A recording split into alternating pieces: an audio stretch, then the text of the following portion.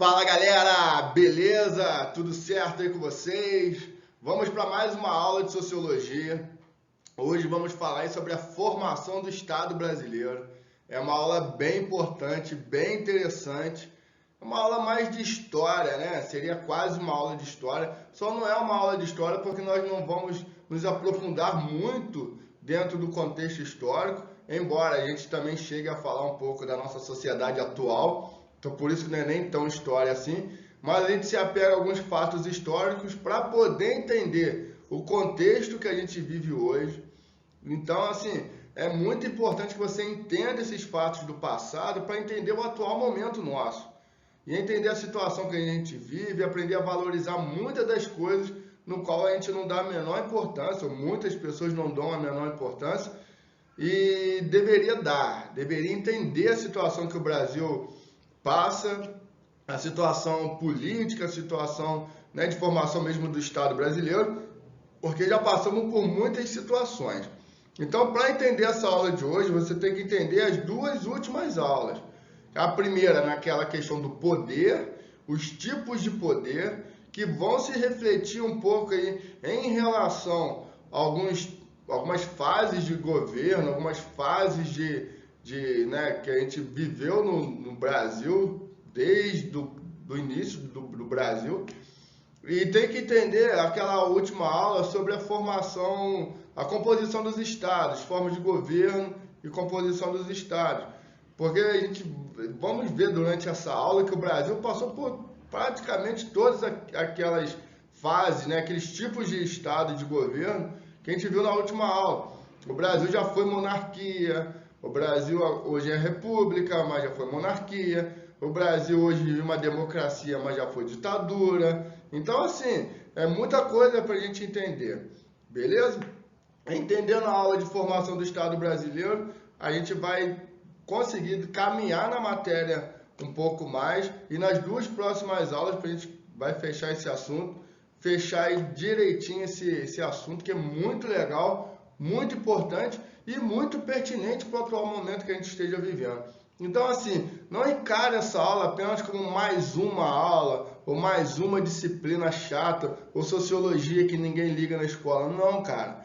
Encare essa aula como um aprendizado para a tua vida, de fato, que vai te formar em um cidadão, né, entendendo o funcionamento do Brasil. E isso é o que nos torna diferentes na sociedade. Um cidadão capaz de refletir, de raciocinar e de tomar decisões baseadas no seu conhecimento.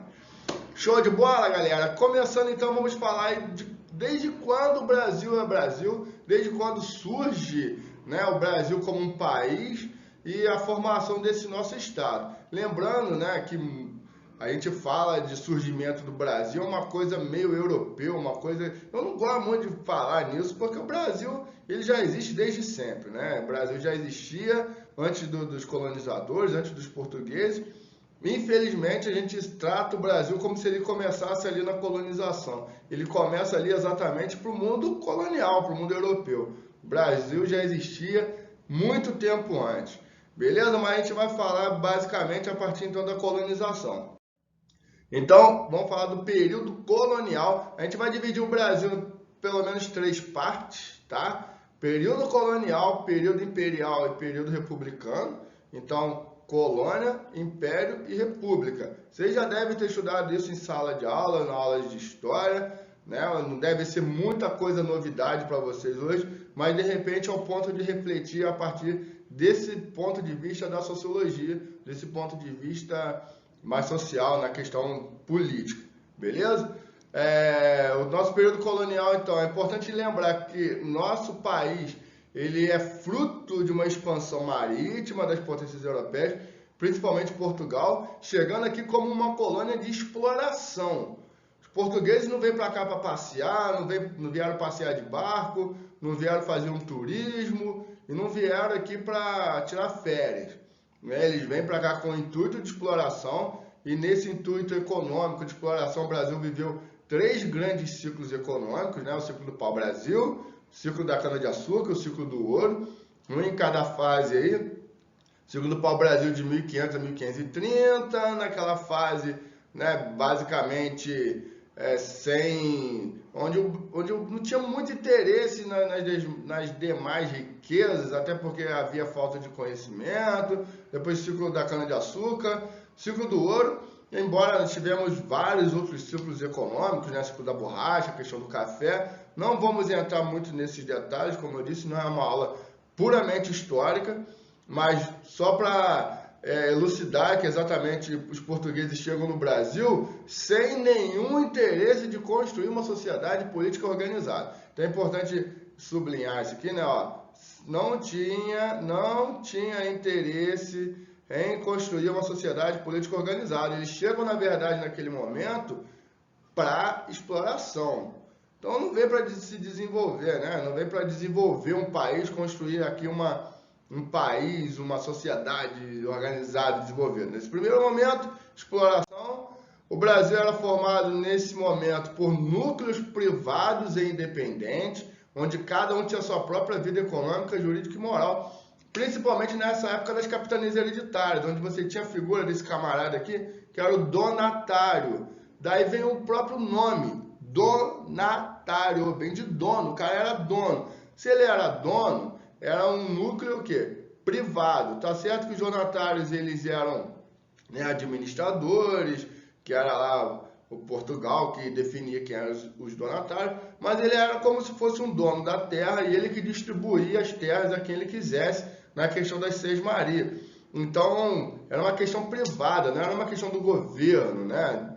Não era uma questão de direitos sociais, direitos para as pessoas. Era uma coisa independente, cada um tinha a sua própria vida econômica. Cada capitania se desenvolvia de uma forma.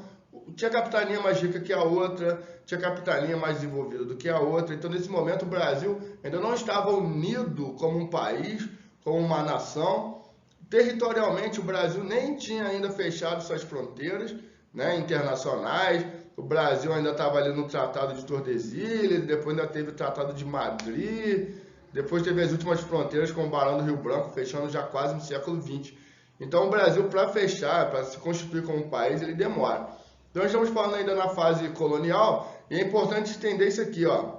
Segundo o historiador Sérgio Buarque de Holanda, uma das características do Brasil neste período, olha aí, é a propensão em sobrepor as relações familiares e pessoais às relações profissionais ou públicas.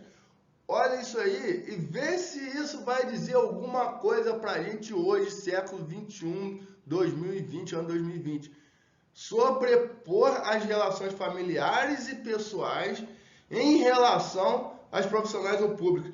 Era uma característica da época colonial, você colocar seus interesses de família, interesse pessoal, acima do interesse público. E ver se isso não tem um resquício disso ainda hoje. De você ter aquele conhecido lá na prefeitura e aquela pessoa dar o jeitinho. Ah, estou precisando de um exame e eu conheço alguém que trabalha na prefeitura e vai dar um jeitinho para mim. Vê se, né? Eu estou dando um exemplo. De você conhecer um juiz. Pô, eu conheço um juiz aí, não sei o quê. Ah, eu conheço um policial que pode tirar minha multa. Pô, fui pego na blitz, mas o policial era meu amigo. Vê se essas coisas não acontecem ainda no Brasil, de ter famílias que colocam, né, seus interesses pessoais, muitas vezes acima do interesse coletivo. E essas pessoas que ocupam cargos públicos, né? Então, veja bem, isso que a gente vive hoje ainda é um resquício de uma coisa que começou lá no período colonial. Então, assim, o Brasil é meio viciado em algumas situações. E que quem vai mudar isso somos nós. Com o quê? Com entendimento. Porque somos nós, cidadãos, somos nós que vivemos, né, no período hoje de 2020, que vamos ocupar os cargos públicos e conseguir fazer essa distinção. Então é com conhecimento, é com autocrítica, é com muitas dessas características. Não existia nesse momento a separação entre público e privado. Então, na verdade, não existia a quem recorrer no poder público. As pessoas que viviam no Brasil nessa época não tinham direitos e nem poder ocorrer à prefeitura. Não existia isso, né? Era uma questão meio independente. A gente está falando do período lá colonial, beleza? O Brasil vive desde 1500, vai viver até 1822, né, até a sua independência, um período de colônia, totalmente dependente aí de Portugal, não tinha autonomia nenhuma para decidir nada, então a formação do Brasil ainda era, né, uma questão muito de dependência. E no meio desse período colonial, você ainda tem 1808, a família real vindo para o Brasil, naquela questão de Dom João VI fugir lá do exército de Napoleão, vem para o Rio de Janeiro e vai formar aqui a sede da colônia. Então o Brasil passa a ser a sede, né, da colônia Brasil-Portugal. Muitas das coisas que vão acontecer nesse período vão acontecer no Rio de Janeiro. Inclusive, Dom João VI morava lá naquele Museu Nacional que pegou fogo há uns anos atrás, lá na Quinta da Boa Vista. Era lá que a família real morava. Depois ele volta, assim, quando o Brasil se torna independente, né? Tem a questão da independência. Então é importante entender que nessa época, né, o Brasil ainda colônia, se tornando aí a sede, então, né, da metrópole, aí, se tornando a metrópole, né, e quando a família real vem morar no Brasil. E aí a gente chega no período imperial, que é exatamente quando o Brasil se torna independente de Portugal, com a proclamação da República em 1822. Termina o período colonial, inicia-se o período imperial, né, proclamado por Dom Pedro I, e para o Brasil se tornar um país independente, autônomo, soberano, né, precisava aí de uma constituição, de um conjunto de leis que formassem aí o Brasil, e essa primeira Constituição Federal vai ser outorgada, promulgada em 1824 por Dom Pedro I. E veja bem, aqui já tem que pensar numa situação. A Constituição Federal, ela é uma coisa para ser construída, né, constituída em conjunto, onde várias pessoas pensem e coloquem ali seus interesses, que vai atender toda uma população. Nesse momento, a Constituição ela é outorgada apenas por Dom Pedro, ela foi imposta por Dom Pedro. E essa Constituição ela vai conceder aí grande poder ao imperador, concedeu grandes poderes ao imperador, que é quem? Ele mesmo. Né? E nesse momento a Constituição vai criar 4 poderes, que é o executivo, legislativo, judiciário e um poder moderador. O que quer dizer esse poder moderador? Quer dizer que o imperador ele podia interferir em todos os outros poderes. Uma coisa que atualmente isso não pode. Nós vamos estudar isso nas próximas aulas. O que cada poder pode fazer, até onde vai sua esfera de atuação. E nesse momento, o imperador ele podia interferir no executivo, legislativo e judiciário. Na verdade, ele já era o executivo, né? E ele podia interferir tanto no legislativo quanto no judiciário. Então, vamos ver que, né, já dá para entender que a gente vivia um governo extremamente autoritário nessa época, com a questão imperial, né, e basicamente aí você não tinha os direitos de cidadania para toda uma população.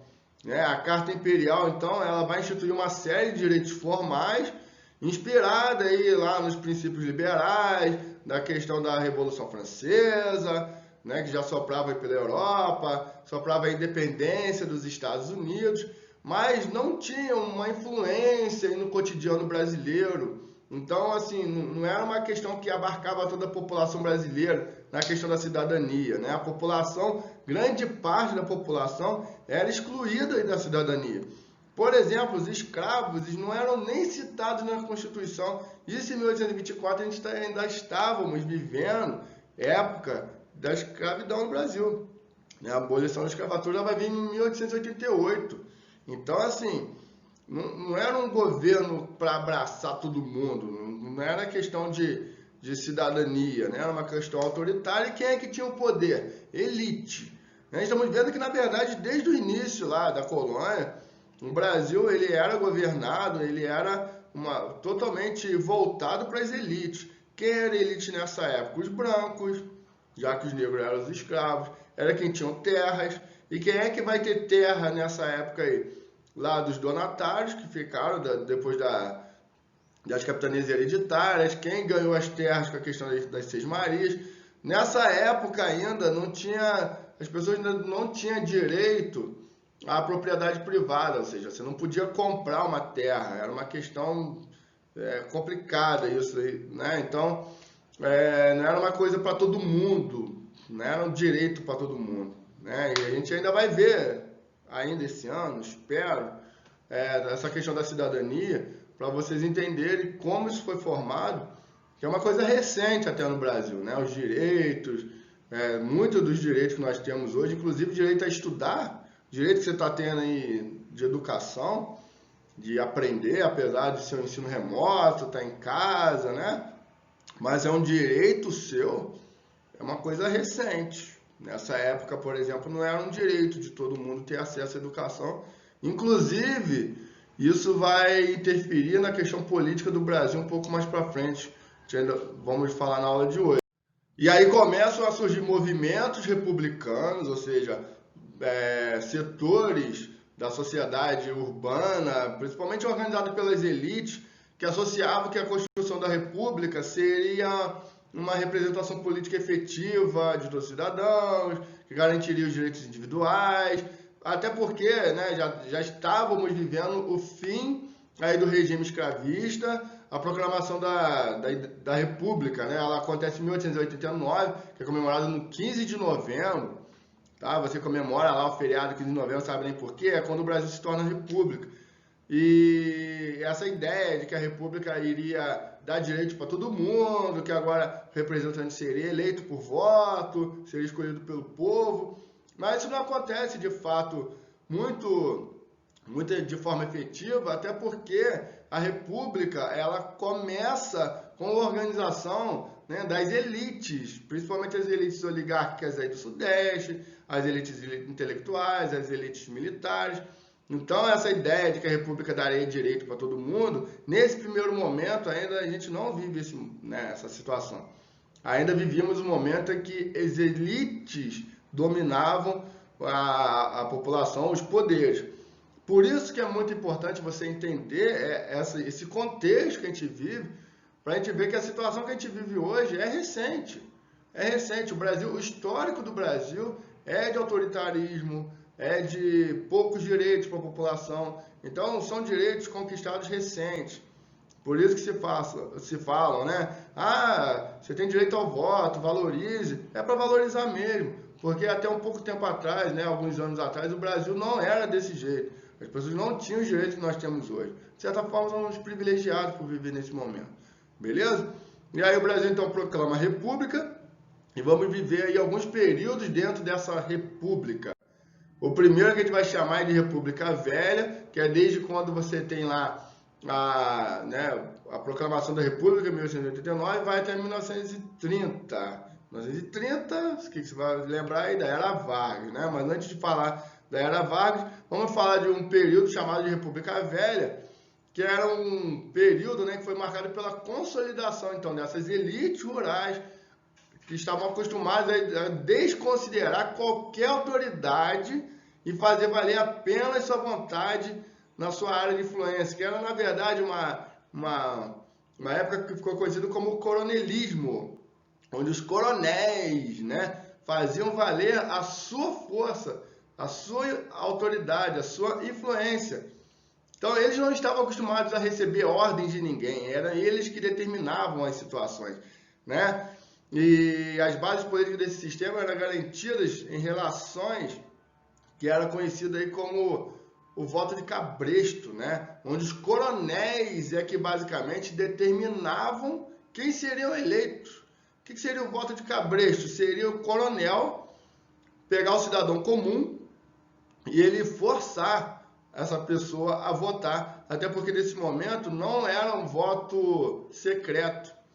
Olha aí a importância do voto secreto, né?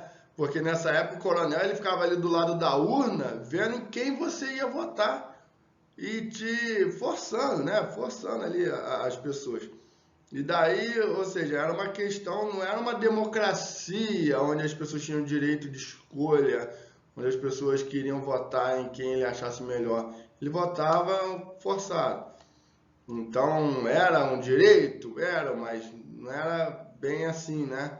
Então, era uma época onde os coronéis aí tinham muitos poderes, até porque muitas pessoas eram dependentes deles, muitas pessoas eram pobres, mal instruídas, analfabetas, vamos, né, ver isso. Então, eles que determinavam quem você ia votar, até para manutenção do seu poder. Em muitas áreas rurais, principalmente no interior do Nordeste, né? E até hoje se criticam muito o coronelismo, dizendo que algumas áreas rurais do Nordeste ainda existem esse tipo de situação. E tipo, não precisa ir longe, né?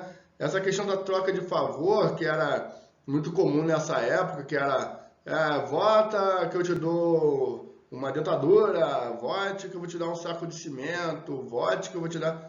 Isso ainda perdura um pouco na nossa sociedade, né? Então a gente continua vivendo resquícios do passado na atualidade.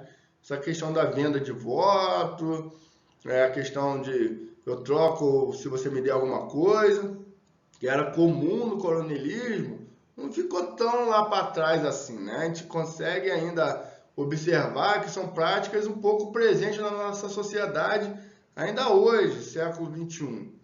É uma coisa que é questão complicada. A população rural, então, nesse momento, né, do coronelismo, vivia submetida aos mandos e desmandos aí do coronel. O homem do campo vivia em estado de pobreza, ignorância, sem a possibilidade de alfabetização, sem possibilidade mesmo, tá? Não tinha direito de frequentar a escola. Então ele era analfabeto, então ele era muito manipulado nesse momento, né? Não tinha acesso à informação, que ficava mais fácil ainda manipular. Qualquer tipo de manifestação contrária ao coronel era fortemente reprimida pela figura do jagunço ou da própria polícia, sempre a mão do coronel. Então temos aí situações, né, do cara ser preso, do cara né, ser coagido aí a força para se ele fizesse alguma coisa que fosse contrária à vontade do coronel.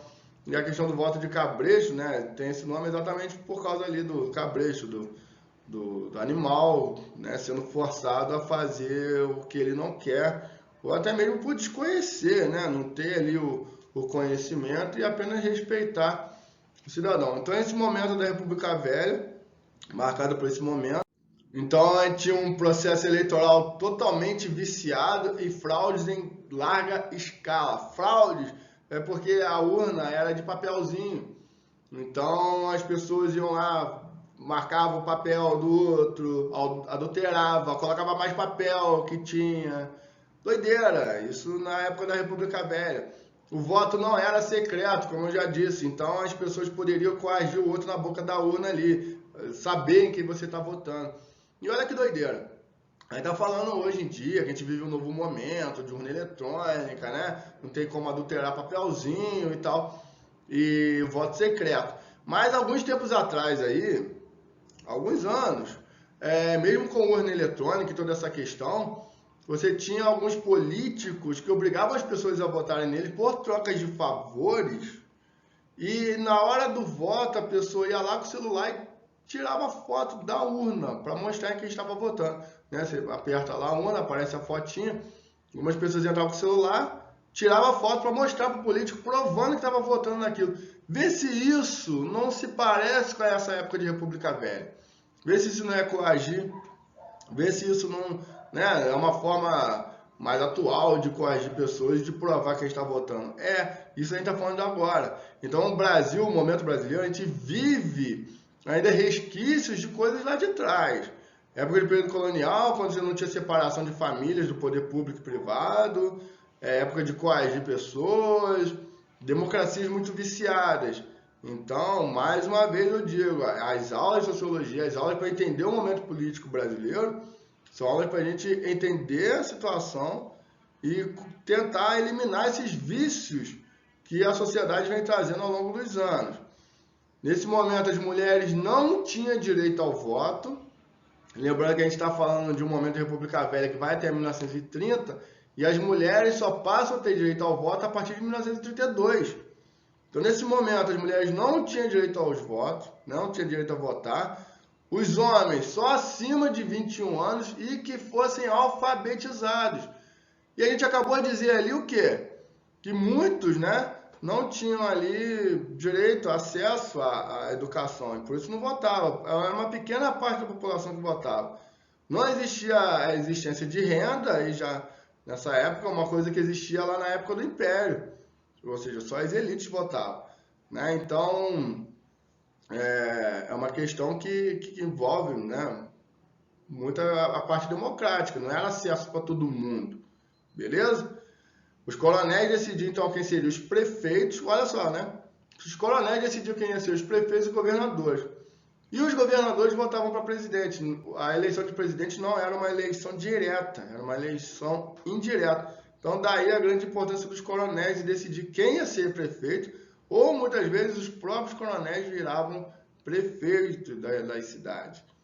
Então, ia totalmente de forma coagida.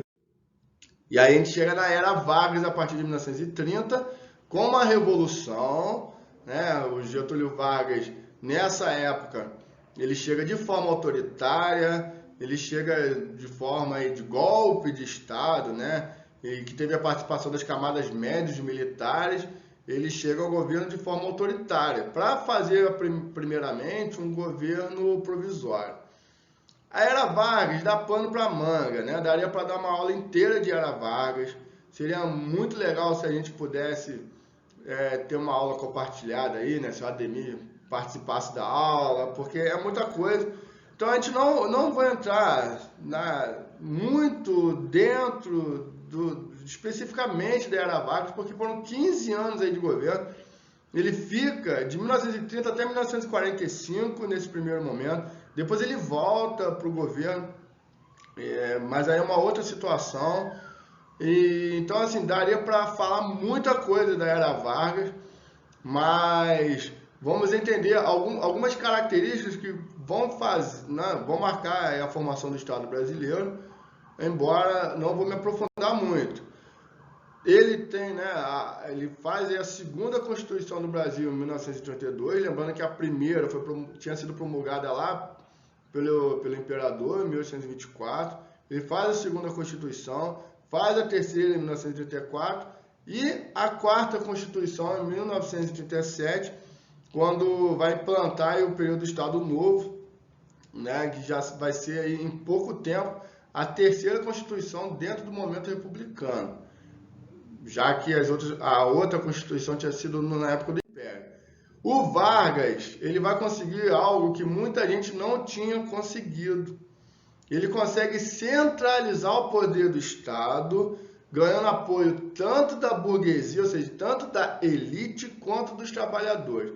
E aí, para fazer isso, ele teve que se alçar, né, do seu poder carismático, que é uma das coisas que o Weber vai falar lá naquela primeira aula nossa dos tipos de poder, que é muito importante. Porque o Getúlio Vargas, né, que era pequeno e tal, ele consegue agradar os dois lados. Porque até então, quem é que comandava o Brasil, né? Quem é que tinha voz? A burguesia. Só a burguesia. E o Vargas, ele consegue agradar os dois lados. Então, com a sua liderança carismática, o Vargas buscou atender a reivindicações históricas dos trabalhadores brasileiros. Daí ele ganha muito apoio popular, porque ele vai implantar no Brasil coisas que são frutos de conquistas até hoje, como, por exemplo, salário mínimo, férias remuneradas e vários outros direitos dos trabalhadores que foi conseguido aí pelo Vargas. E aí ele conquista o apoio, né, do proletariado, do povo, para poder, né, se manter no poder. E claro que depois ele vai ganhar o título aí de pai dos pobres, né, pai dos trabalhadores. Muitas cidades vão fazer referências a Getúlio Vargas, né, Praça Getúlio Vargas, Avenida Getúlio Vargas. Em Duas Barras tem, né, acho que a Avenida Getúlio Vargas. Aqui em Friburgo, a Praça Getúlio Vargas, exatamente por causa da importância que ele ganha, embora, né, muitos criticam por serem medidas populistas, ou seja, apesar de parecer que era uma questão de amor ao próximo, de amor ao pobre, na verdade era uma forma de se manter no poder conquistando apoio. Mas são conquistas importantes. Depois, né, ele também consegue agradar a burguesia, porque ele vai estabelecer um compromisso entre o governo e as elites urbanas para industrializar o país. Lembrando que aí em 1930 o Brasil vivia um período, né? O mundo vivia um período após a crise de 1929, o mundo estava quebrado de grana, os cafeicultores todos quebrando no Brasil, e o Brasil vivia uma economia baseada principalmente no café, né? A região sudeste, São Paulo, Rio de Janeiro, a nossa região aqui era muito influenciada pelo café, plantava-se muito café na nossa região, e o Vargas ele consegue impulsionar a industrialização no Brasil. Já estudamos isso em geografia, né? Já lá na matéria, que Vargas ele vai implantar as principais indústrias nacionais do Brasil, como, por exemplo, ele cria a Petrobras, ele cria aí a Companhia Vale do Rio Doce, que é hoje, né, a maior mineradora de ferro, embora a Vale tenha sido privatizada na década de 1990, mas ele cria a Vale, ele cria a CSN, que é a Companhia Siderúrgica Nacional, localizada em Volta Redonda, que é uma grande siderúrgica. Então o Vargas ele impulsiona a industrialização e agrada as elites, porque as elites vão conseguir fazer o quê? Lucrar também. Então as elites lucram e os proletariados felizes, todo mundo feliz, e Vargas vai se mantendo no poder até 1945. Então, nesse momento, né, após a queda de Vargas em 1945, a gente entra numa situação conhecida como democracia populista, né, que vamos ter uma outra Constituição promulgada em 1946, que essa Constituição vai ser influenciada principalmente pelos ideais democráticos vigentes em grande parte já dos países ocidentais, muito em parte dos Estados Unidos. Temos nesse momento aí um grande desenvolvimento econômico a partir do governo de Juscelino Kubitschek. O Juscelino vai ser o responsável por fazer a transição da capital federal do Rio de Janeiro para Brasília. Ele cria Brasília em 1960, né, e começa a governar o país. E o último governo democrático dessa época aí foi de Jânio Quadros. Ele renuncia em 1961 e assume no seu lugar João Goulart. Né? Então, estamos vivendo aí um período democrático ainda e que vai ser interrompido por um outro momento que vai marcar a história brasileira, que temos que ficar de olho, que foi o período aí da ditadura, que foi o período aí do golpe, né? Que muito se fala o golpe de 64. O João Goulart tinha uma proximidade sindical, né? Ele tinha uma proximidade com os sindicatos dos trabalhadores e com o Partido Comunista na época, né? Que a gente estava vivendo um período de Guerra Fria, então é muito importante a gente se colocar no período histórico, a partir então, né, de 1945 até 1991, esse período marca a Guerra Fria, o mundo todo vivendo aquele conflito ideológico entre Estados Unidos e União Soviética, os Estados Unidos de olho aqui na gente, como um grande aliado capitalista da América do Sul, e o João Goulart tinha uma proximidade com o Partido Comunista Soviético. O medo, né, que o Brasil se tornasse um país comunista vai fazer com que a oposição exerça uma grande pressão no João Goulart, no Jango, né, e aí a gente vive um momento na história brasileira, onde o presidente vai ser tirado do poder à força pelos militares do próprio país. Daí o golpe militar, né, no Brasil, que vai retirar o João Goulart do poder, ele vai embora do país, e os militares vão assumir o poder aí durante 20 anos, o que a gente chama de período de ditadura militar. Vai durar aí entre 1964, 1965 até 1985. 20 anos, né? Muita gente, esse é um fato que envolve polêmica, tem gente a favor e gente contra. Vou explicar para vocês o porquê. Os que são contra, os contrários ao golpe de 64, vão se pegar no seguinte argumento, que um presidente da República, num governo que seja democrático, ele tem que cumprir o seu mandato. Ninguém pode retirá-lo do poder, a não ser que ele cometa um crime. E daí a Constituição tem lá seus instrumentos para retirar um presidente do poder, no caso de fazer um impeachment. No caso do João Goulart, não tinha crime que reincriminava ele, né? O fato Então, assim, muita gente é contra retirar um poder, o presidente do poder, a força, e daí o nome golpe. Golpe de Estado, golpe militar, onde ele vai se tirar da força do poder. Então, isso ajuda aí nos argumentos de quem o contrário ao golpe. E quem é a favor, e tem gente a favor. Tem gente que é a favor porque vai dizer que, na verdade, os militares vão salvar o Brasil do comunismo. Porque na época o Brasil tinha um grande risco de se aliar à União Soviética, se tornar um país comunista, e que foi um ato heróico dos militares ao salvar o Brasil do comunismo, porque o Brasil poderia vir a se tornar um país comunista.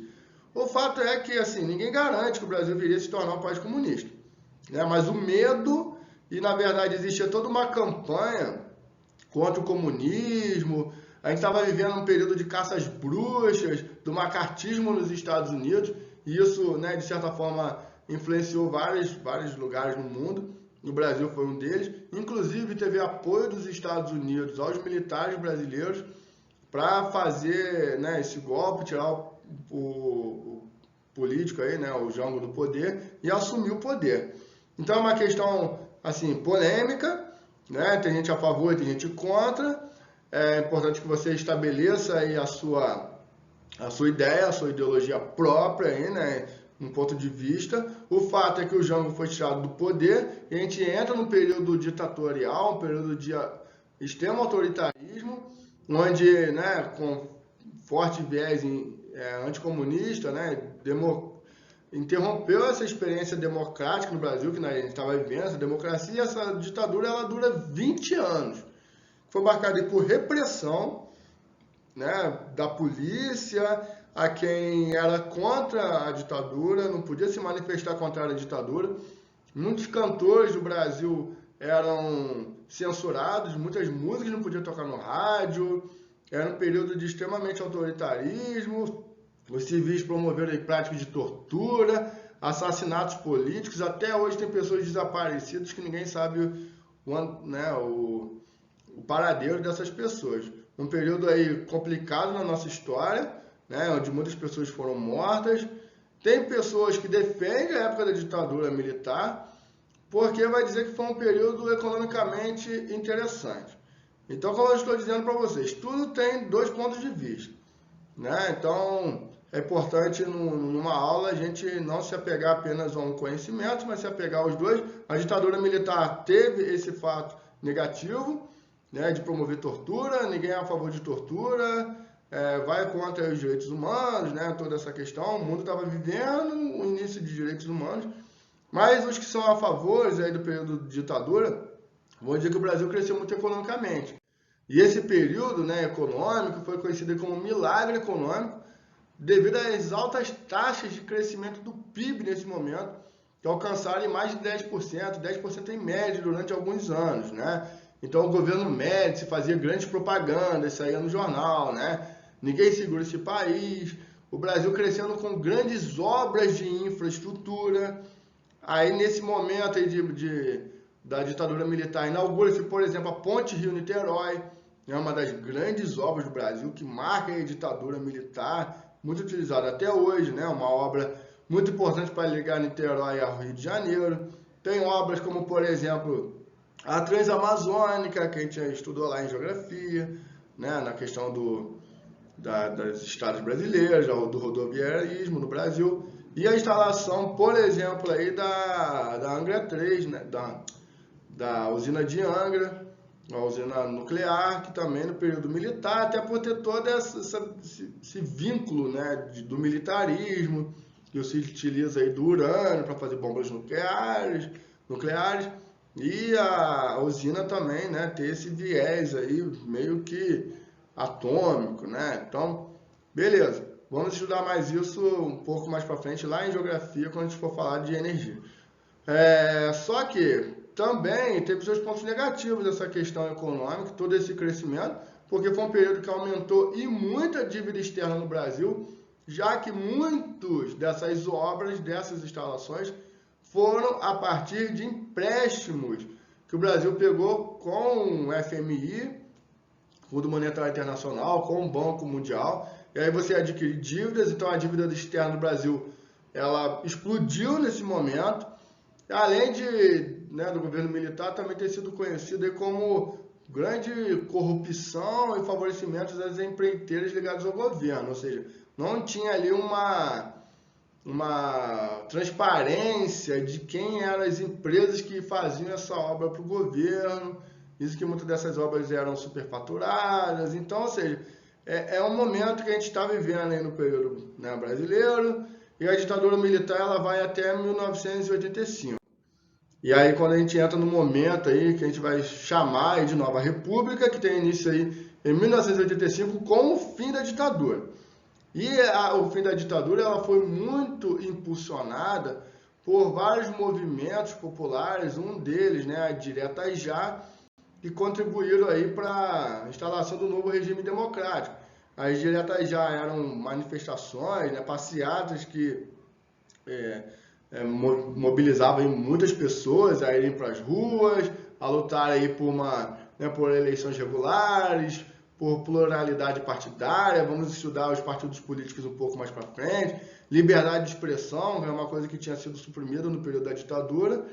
E aí o Estado brasileiro entra numa nova fase democrática, a gente volta à democracia, depois desse período de 20 anos de ditadura, com a promulgação da nova Constituição e atual Constituição que temos hoje, né, a Constituição de 1988, é nela que devemos nos basear, é nela que estão lá os nossos princípios, nossos direitos de liberdade de expressão e tudo que a gente pode fazer. E como a gente viu na última aula, o Brasil ele é um estado federado, né, um país onde temos as unidades de federação, onde cada um tem certa autonomia, mas todos os nossos estados, Estado do Rio de Janeiro, São Paulo, Minas, respeitam aqui a Constituição, que é a lei que une o nosso estado. Nenhuma lei de nenhum estado, de nenhum governo estadual ou municipal pode ir de contra a Constituição Federal, que é a nossa lei maior, beleza? E essa lei, então, ela marca o início da nova fase democrática no Brasil, a partir aí de 1985, ela sendo promulgada em 1988.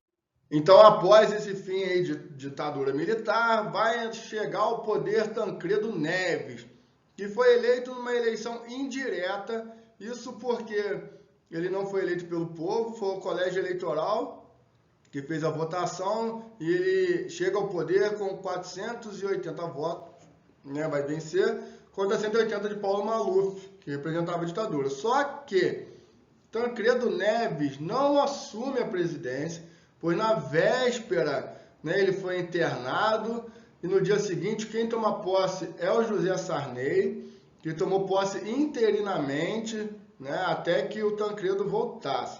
Só que em 21 de abril de 1985, o Tancredo morre, ele falece, e o José Sarney, então, ele acaba se tornando presidente por tempo definitivo, que vai ficar no poder até 1989, na verdade até 1990. Essa morte do Tancredo ainda gera muita polêmica, muita discussão. A gente diz que ele foi envenenado, que foi morto para não assumir a presidência. Então também é mais um capítulo na nossa história. O fato é então que o Sarney assume, fica no poder até as nossas primeiras eleições diretas pós-ditadura, já que antes da ditadura, a última eleição com voto direto, quem tinha sido eleito era o Jânio Quadros, só que o Jânio Quadros ele renuncia e o Jango assume lá o poder. A gente já viu o que aconteceu com ele, sofreu o golpe. A gente vive essa época de ditadura, então era para entrar o Tancredo, que morre, assume o Sarney, e nas primeiras eleições diretas, então em 1989, quem entra no poder, quem vence as eleições, é o Fernando Collor, que também não termina o seu mandato, vai ser o primeiro presidente brasileiro a sofrer um processo de impeachment. O Collor vai ser impeachmentado, sai do poder e assume no seu lugar Itamar Franco, que vai fazer esse governo, então, até 1994, quando entra no poder, vence as eleições, Fernando Henrique Cardoso, que governa de 1994 até 1998, depois ele se reelege ele, né, muda lá as questões de reeleição, fica até 1990, de 98 até 2002, quando chega no poder Luiz Inácio Lula da Silva, assume o poder em 2002, fica até 2006, vence de novo em 2006, ficando até 2010. Em 2010 entra no seu lugar a Dilma Rousseff, que vai ser a primeira mulher eleita presidente no Brasil. Ela vence em 2010, fica até 2014. De 2014 ela vence de novo e ficaria até 2018, quando em 2016 ela vai ser o segundo presidente no Brasil que sofre o processo de impeachment. Então veja bem, as eleições, né, o Brasil ele vive um período recente de nova democracia, e nesse período recente de nova democracia, 2 presidentes já sofreram impeachment, o que é um pouco de temor pela nossa democracia, porque se a gente não ficar respeitando os 4 anos, a gente vai acabar a nossa democracia, né? Esse direito que os presidentes têm de cumprir o seu mandato.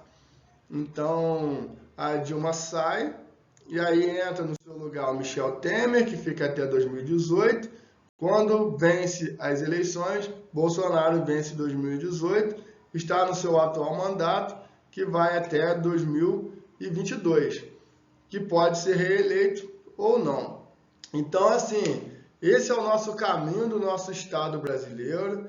Vivemos em vários períodos conturbados, vários períodos autoritários, vários períodos, né, que a população não tinha participação na vida política, não podia se candidatar nem votar. Então, assim, vivemos um período importante da nossa história e que temos que valorizar. Então, a gente acaba vendo, assim, algumas situações de pessoas fazendo passeatas, pedindo volta da ditadura, intervenção militar. Gente, isso é absurdo. A gente viu períodos de repressão, nosso período onde as pessoas não votavam, não tinham direitos. E hoje que nós temos direito, as pessoas clamam por perder os direitos.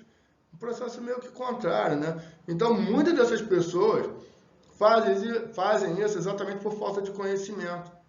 Fazem por não conhecer. Agora, queridão, que você assistiu essa aula, está entendendo o processo político brasileiro, valorize o nosso momento, valorize a democracia, valorize a oportunidade que você tem para votar. Muitas pessoas que viveram antes da gente não tiveram essa oportunidade. Então, assim, valoriza a democracia, a liberdade de expressão, valoriza, né, o poder que a gente tem nas mãos de poder escolher nossos governantes, sendo ele a favor dos nossos anseios ou não. Nossa forma de mudar isso tudo é através do voto. Esse ano tem eleições municipais, 2022 eleições presidenciais de novo, é a nossa forma de participar disso tudo aí. Beleza? Falando de eleições, de votar, na próxima aula eu vou explicar como que funciona o sistema político brasileiro. É uma aula muito interessante, muito legal também, e vai nos ajudar a entender o contexto brasileiro. Beleza, galera? Grande abraço para vocês, grande beijo. Se tiver dúvida, é só me perguntar aí, se ficou mais interessado. Dá uma pesquisadinha a mais aí, que é maneiro pra caramba esse assunto. Valeu, galera! Até a próxima!